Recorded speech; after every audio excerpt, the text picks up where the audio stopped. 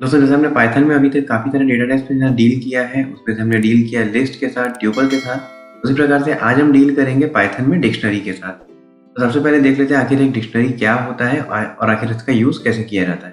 Python में कई सारी वैल्यूज़ को अगर आपको ऑर्डरिंग के हिसाब से स्टोर करना होता है तब हम यूज़ करते हैं डिक्शनरी का। डिक्शनरी भी एक प्रकार से कलेक्शन होता है स्ट्रिंग का, और यहाँ पर हमें मोस्टली देखने मिलता है की वैल्यू पेयर का। जैसे कि हमने देखा है जब हम लिस्ट के साथ काम करते हैं, अगर आपको लिस्ट के किसी भी एक मेंबर को एक्सेस करना होता है तब हम यूज करते हैं उसका index number. In the same way अगर आपको डिक्शनरी के किसी एलिमेंट को एक्सेस करना होता है तब हम यूज करते हैं उसके की वैल्यू पेयर। और यहाँ पर जो ध्यान देने के लिए बात है वो है की जो है वो हमेशा इम्यूटेबल डेटा टाइप की होनी चाहिए, ना कि म्यूटेबल डेटा टाइप। और आपकी जो वैल्यूज होंगी वो आप चाहें तो म्यूटेबल या इम्यूटेबल जैसा भी चाहें रख सकते हैं। फॉर एग्जाम्पल की में आपको सिर्फ इंटीजर और स्ट्रिंग इस टाइप की वैल्यूज यूज करनी है।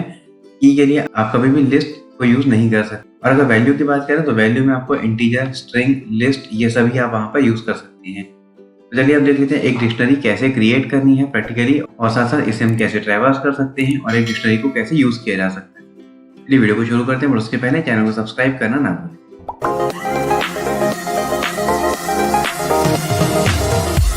मैं यहाँ पर यूज कर रहा हूँ पाइचार्म का। आप किसी भी पाइथन एडिटर का यूज कर सकते हैं, कोडिंग सब में सेम होगी। एक डिक्शनरी बनाने के लिए हमें सबसे पहले एक वेरिएबल देना होगा। मैं यहाँ पर यूज कर रहा हूँ सिंपल डी इक्वल्स टू, और अगर मैं यहाँ पर एक कर्ली ब्रैकेट यूज करता हूँ जो कि सिंपल एक ब्लैंक कर्ली ब्रैकेट है, तो ये है हमारी एक ब्लैंक डिक्शनरी। और इसे देखने के लिए कि ये किस टाइप की है आपको सिंपली यूज करना होगा यहाँ पर एक command that is print type of D. हमें डी का टाइप पता करना है, इसे हम एग्जीक्यूट कर लेंगे और आप आउटपुट देख सकते हैं यहाँ पर क्लास यानी कि डिक्शनरी क्लास है ये। तो इस प्रकार से आप एक ब्लैंक डिक्शनरी क्रिएट कर सकते हैं। अब अगर आपको यहाँ पर की वैल्यू पेयर समझना है तो सबसे पहले आपके पास इनपुट होना चाहिए कुछ उस प्रकार से। फॉर एग्जाम्पल मेरे पास यहाँ पर इनपुट है, एक टीचर एक सब्जेक्ट टीच करता है और दूसरा टीचर दूसरा सब्जेक्ट। हम यहाँ पर यूज कर सकते हैं फर्स्ट एक टीचर का नाम, कोलन आपको यूज करना होगा, और ये टीचर कौन सा सब्जेक्ट पढ़ाते हैं आप यहाँ पर लिखना होगा। मैंने यहाँ पर लिख लिया इस प्रकार से। यहाँ पर ये जो शेल है ये है की, और जो आईटी है वो है उसकी वैल्यू, कॉमा, और इसी के साथ हम यहाँ पर मल्टीपल इनपुट्स दे सकते हैं। मैं यहाँ पर जल्दी से कुछ और इनपुट्स दे देता हूँ। जैसा कि हम देख सकते हैं मैंने यहाँ पर एक डिक्शनरी बनाई डी, इसमें मेरे पास 4 की वैल्यू पेयर है, मेरे पास 4 टीचर्स के नाम है जो चारों अलग अलग सब्जेक्ट टीच करते हैं। प्रिंट कर लेंगे प्रिंट डी। इसका आउटपुट आप देख सकते हैं कुछ इस प्रकार से आपको आउटपुट देखने मिलेगा, सिंपल जो हमने डिक्शनरी यूज की है। और तो मुझे यहाँ पर ये देखना है कि अभी जो है वो कौन से सब्जेक्ट को टीच करते हैं, तो मुझे सिंपल यहाँ पर लिखना होगा प्रिंट डी, और डी के बाद आपको यहाँ पर लिखना होगा की है अभी। इस प्रकार से हम यूज करेंगे और इसे भी हम एक बार एग्जीक्यूट करके देखते हैं। आउटपुट आप देख सकते हैं यहाँ पर इंग्लिश। तो फिर इस प्रकार से काम करेगा की वैल्यू पेयर। जैसे हम लिस्ट में यूज करते हैं इंडेक्स नंबर, वैसे ही यहाँ पर हम डिक्शनरी में यूज करते हैं उनकी की। और आपको ये बात हमेशा ध्यान में रखनी है कि जो की है वो हमेशा यूनिक होनी चाहिए, यानी कि आप की को कभी भी रिपीट नहीं कर सकते। Values can be repeated but की को आप कभी भी रिपीट नहीं कर सकते। अगर हम यहाँ पर देखें, 2 अलग अलग टीचर एक सब्जेक्ट टीच कर सकते हैं, बट अगर मैं इसमें चेंजेस करने की कोशिश करूँ कि अभी मैथ्स भी पढ़ाता है और अभी आईटी भी पढ़ाता है, तो वो पॉसिबल नहीं होगा, क्योंकि वहाँ पर हमारी जो की है वो रेप्लिकेट होगी या फिर वहाँ पर डुप्लीकेशन का एरर आ जाएगा। इस प्रकार से आप क्रिएट कर सकते हैं एक डिक्शनरी का। और इवन अगर आप चाहें तो एक डिक्शनरी की वैल्यूज जो है वो म्यूटेबल डेटा टाइप हो सकती है। जैसे कि विजय जो है अगर वो 3 सब्जेक्ट पढ़ाता है तो हम यहाँ पे यूज कर सकते हैं एक लिस्ट का। लिस्ट में मैं यूज कर लिया 3 सब्जेक्ट्स मैथ्स। तो इस प्रकार से अब हमने दिया यहाँ पर ये जो विजय है ये यहाँ पे 3 सब्जेक्ट टीच करता है, तो विजय जो है ये इम्यूटेबल है क्योंकि ये एक स्ट्रिंग है, बट इसकी जो वैल्यूज है ये इम्यूटेबल है क्योंकि हमने यहाँ पर यूज किया है एक लिस्ट। अब अगर मैं आपको प्रिंट करूँ डी को, आउटपुट देख सकते हैं कुछ इस प्रकार का आपको आउटपुट देखने मिलेगा। और अगर मैं आपको प्रिंट करता हूँ प्रिंट डी ऑफ विजय, तो हम आउटपुट कुछ इस प्रकार से देख सकते हैं। विजय जो है वो यहाँ पर 3 सब्जेक्ट्स टीच करते हैं। तो इस प्रकार से आप की को हमेशा इम्यूटेबल रखें और वैल्यू को आप म्यूटेबल या इम्यूटेबल जैसा चाहें वैसा रख सकते हैं। की हमेशा यूनिक होगी और वैल्यूज जो है वो रिपीट हो सकती है। अब अगर मैं यहाँ पर एक और डिक्शनरी क्रिएट करता हूँ D2 इक्वल्स टू, यहाँ पर मैं कोशिश करता हूँ की में म्यूटेबल डेटा टाइप यूज करने की। फॉर एग्जाम्पल मैंने की में यहाँ पर लिखा हिंदी इंग्लिश, ये 2 सब्जेक्ट्स जो है वो अगर एक टीचर पढ़ाता है यहाँ पर इस प्रकार से। अब अगर मैं कोशिश करूँ यहाँ पर D2 को प्रिंट करने की, प्रिंट D2, तो आप देख सकते हैं यहाँ पर एक एरर जनरेट होगा और एरर है अनहैशेबल टाइप लिस्ट। जो की है वो हमेशा एक इम्यूटेबल डेटा टाइप होगी, ना कि एक mutable data type. Next is traversing a dictionary. Dictionary को ट्रैवर्स करना यानी कि उसके एक एक एलिमेंट को आप लाइन बाय लाइन कैसे प्रिंट करवा सकते हैं, उसके लिए आप यूज करेंगे simple for loop for I in D. मैं यहाँ पर यूज कर रहा हूँ एक सिंपल वेरिएबल जो कि है आई, और आई जो है वो हमेशा वैल्यू एक्सेस करेगा हमारे डिक्शनरी जो कि है डी से। जितने भी एलिमेंट थे वो वन बाय वन आई के अंदर आएंगे और वो वन बाय वन प्रिंट होंगे। यहाँ पर मैं यूज कर रहा हूँ प्रिंट डी ऑफ, और अब इसका आउटपुट देख लेंगे। इसका आउटपुट आप देख सकते हैं कुछ इस प्रकार से IT CS मैथ्स, और उसके बाद लास्ट जो था, लास्ट 3 सब्जेक्ट टीच कर रहे हैं वो तीनों के तीनों सब्जेक्ट्स हमें यहाँ पर देखने मिल जाएंगे। इस प्रकार से आप इसकी वैल्यूज को एक सिंगल फॉर लूप से एक्सेस कर सकते हैं। Next is printing all the values and all the keys at once. यानी अगर आपको सभी की सभी कीज एक साथ देखनी है तो आप यूज कर सकते हैं यहाँ पर एक फंक्शन जो कि है की। तो हम यूज करेंगे यहाँ पर डी डॉट कीज, और सिंपली से एक बार एग्जीक्यूट करेंगे। आप आउटपुट देख सकते हैं इस डिक्शनरी में जितनी भी कीज हैं वो सभी की सभी हमें आउटपुट में देखने मिल जाएंगी।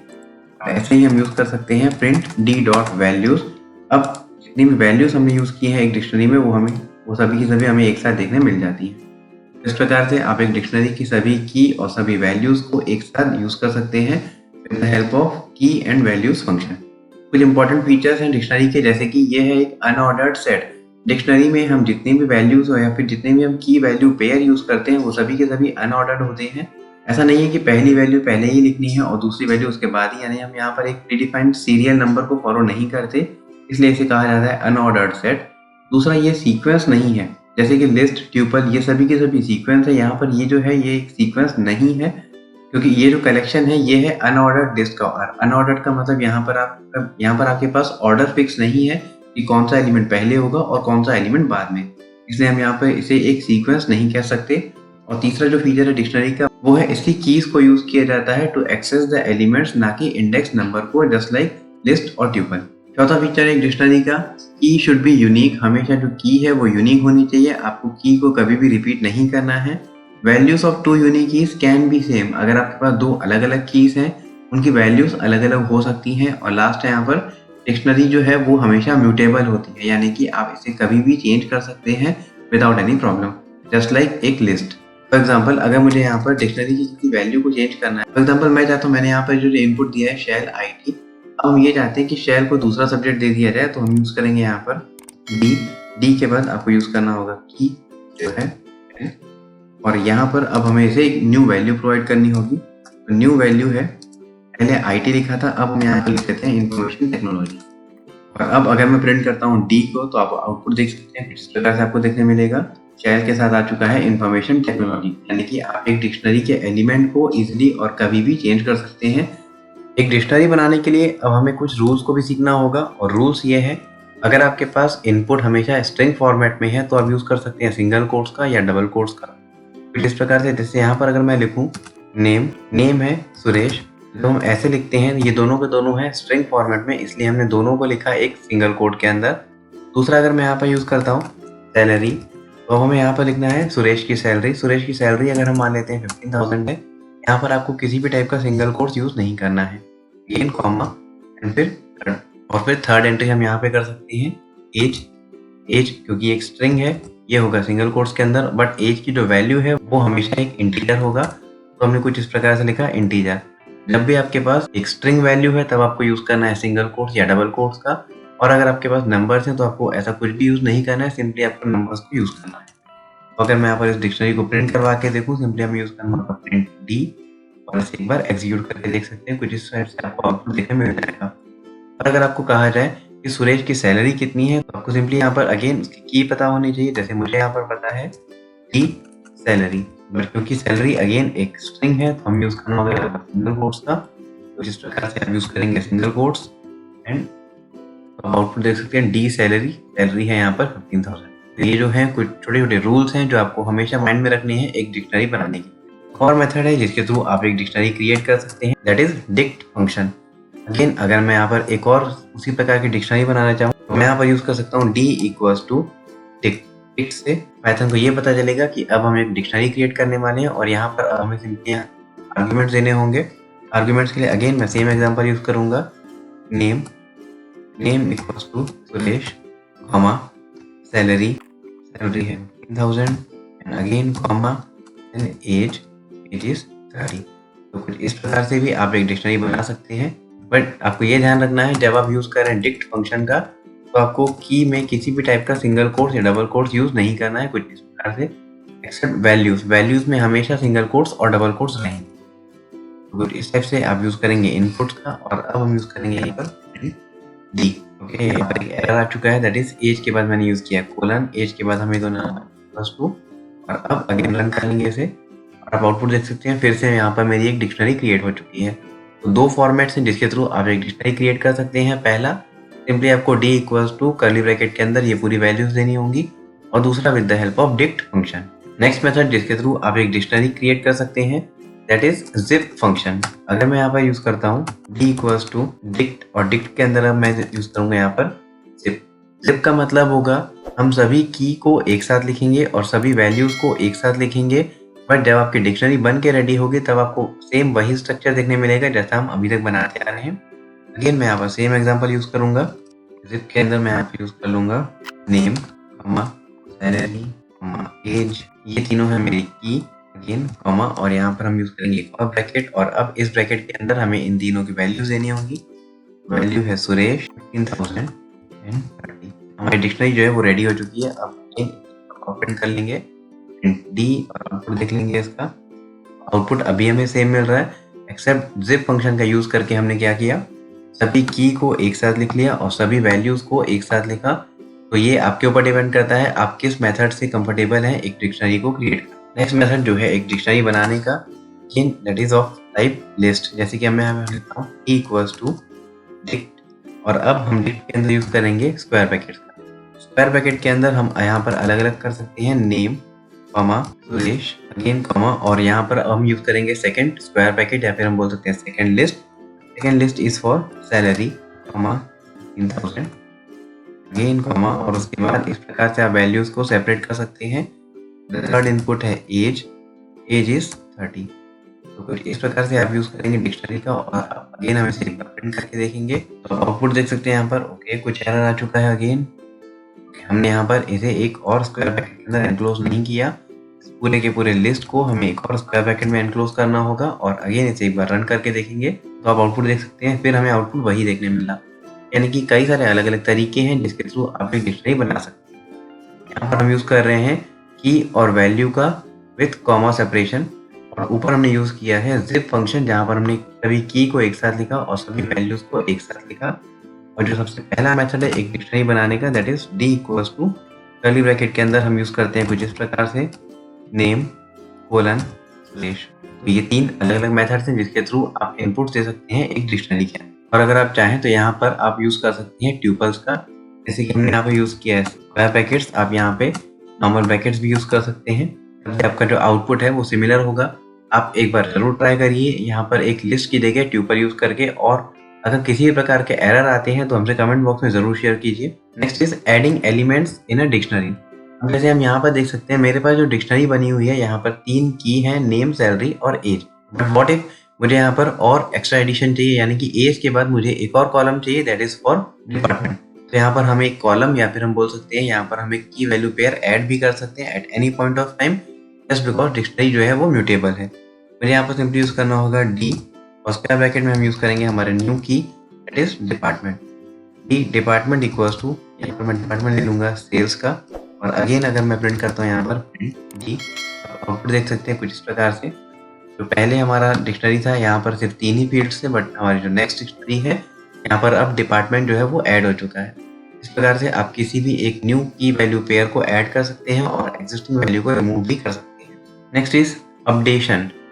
अपडेशन जो है वो एक इम्पॉर्टेंट पार्ट होता है कभी भी जब आप कुछ क्रिएट करते हैं।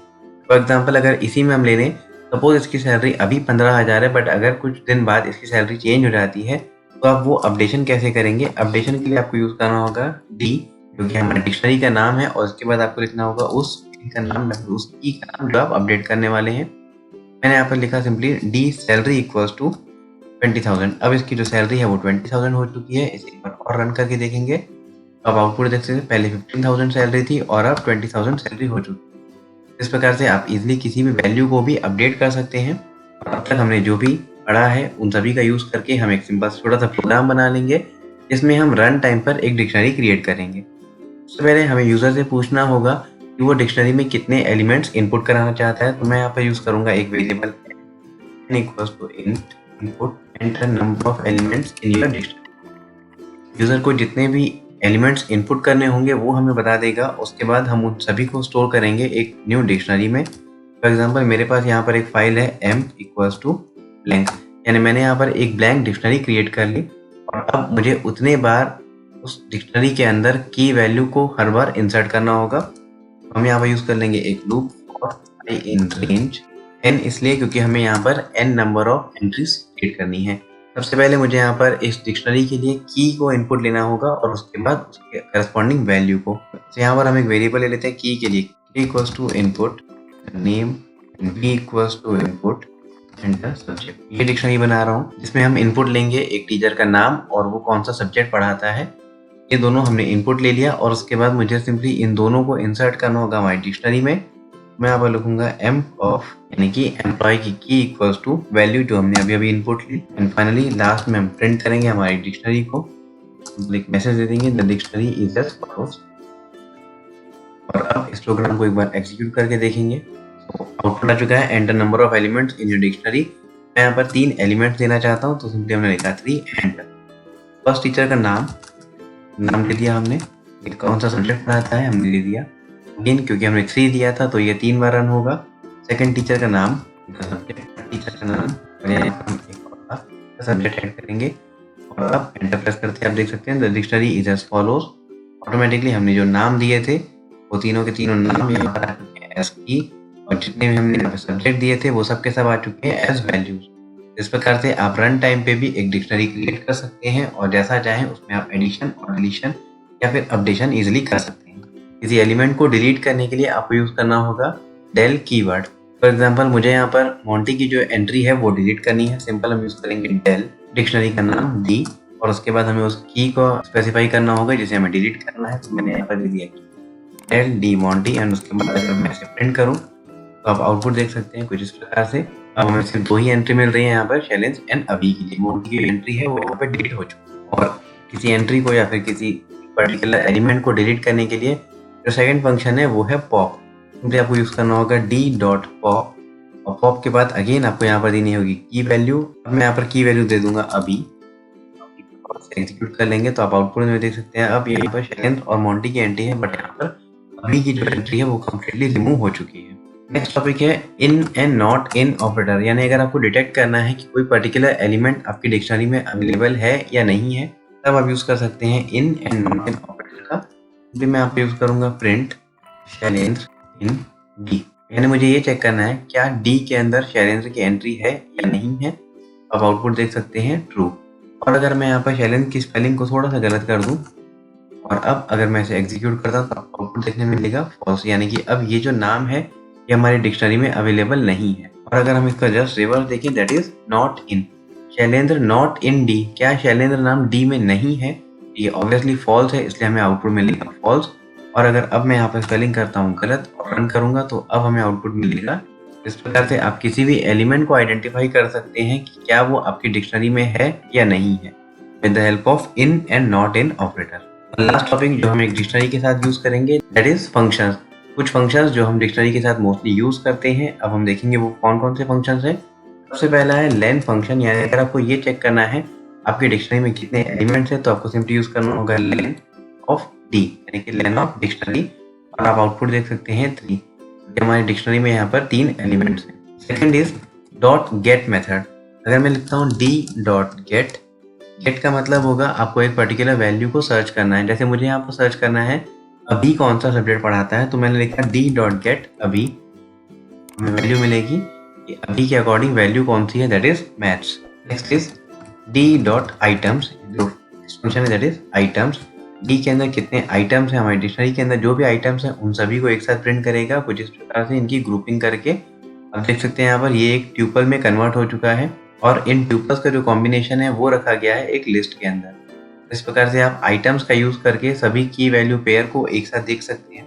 नेक्स्ट दो फंक्शन जो हम ऑलरेडी देख चुके हैं, that is D dot keys, यानी कि हमारे डिक्शनरी में जो भी कीज हैं उन सभी को अलग से प्रिंट किया जाए। ब्रैकेट में हो चुका है, एग्जीक्यूट करेंगे तो हम डिक्शनरी की सभी कीज एक साथ आउटपुट में दे सकते हैं। और उसी प्रकार से अगर मैं यहाँ पर लिखता हूँ डी डॉट वैल्यूज, तो वैल्यूज में भी आपको सभी की सभी वैल्यूज एक साथ देखने मिल जाएंगी।